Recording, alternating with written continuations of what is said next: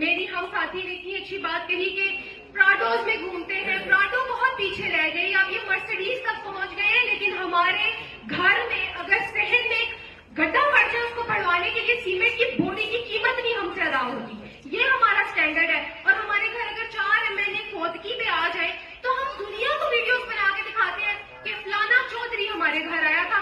क्यों? फलाने चौधरी की नाअहली का नतीजा है वो एक्सीडेंट जिसमें बच्चे मरते हैं।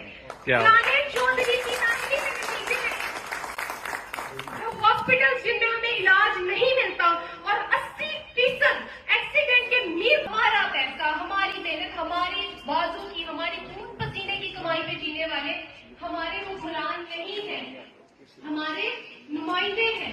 हम इन्हें बताएंगे कि हम क्या चाहते हैं, ये हमें नहीं बताएंगे कि ये क्या चाहते हैं।